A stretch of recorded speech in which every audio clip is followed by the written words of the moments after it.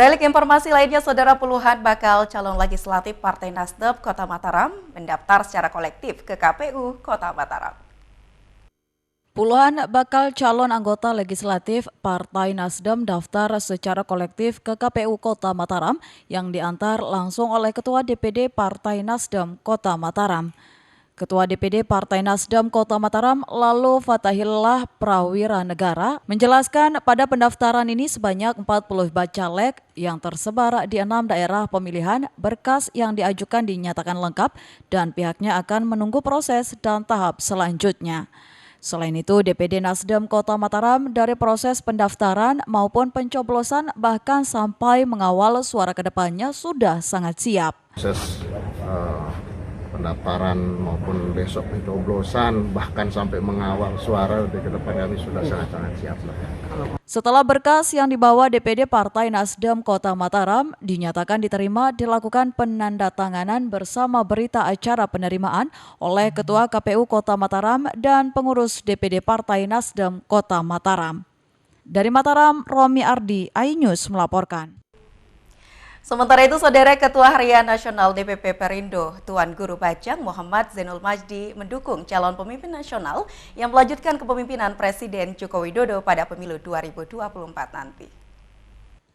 Ketua Harian DPP Perindo Tuan Guru Bajang M. Zainul Majdi meyakini gagasan politik Perindo yang mementingkan keberlanjutan sesuai dengan kriteria kepemimpinan Presiden Joko Widodo saat ini.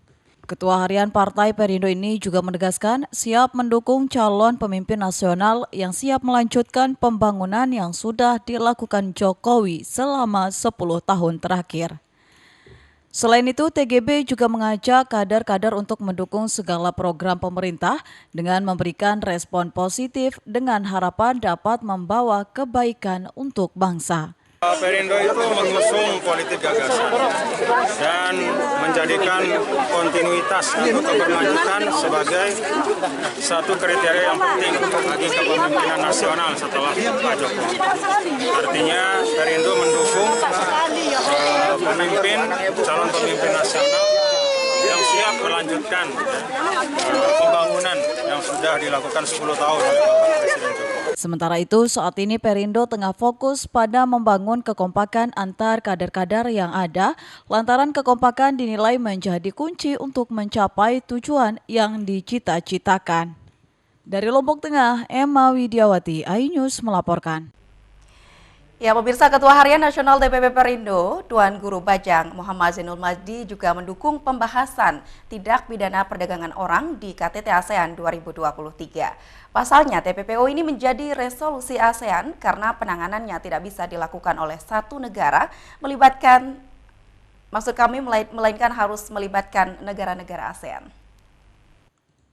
Usai mengisi tablik akbar di lapangan umum Perian, Kecamatan Montong Gading, Lombok Timur, Tuan Guru Bajang Muhammad Zainul Majdi menegaskan KTT ASEAN menjadi momentum penting untuk melahirkan resolusi konkret dalam memerangi kejahatan perdagangan manusia atau TPPO. TGB mengatakan negara di kawasan ASEAN harus memiliki komitmen yang sama dan isu kejahatan perdagangan manusia harus menjadi prioritas. Menurut TGB, untuk memerangi kejahatan ini tidak bisa hanya dilakukan satu negara, tapi harus melibatkan multibangsa terutama di kawasan ASEAN. Lebih lagi, Indonesia dengan negara kepulauan banyak jalur tikus sehingga sangat rentan dengan tindak kejahatan perdagangan manusia. TPPO ya, tindak pidana perdagangan orang, itu sudah kita sahkan, sudah ada, tinggal law enforcement. Dan menurut saya Indonesia karena memang negara kepulauan itu punya vulnerability ya, punya kerentanan di dalam masalah tindak pidana perdagangan orang ini. Artinya demikian banyak pelabuhan tikus yang bisa digunakan untuk menyelundupkan manusia.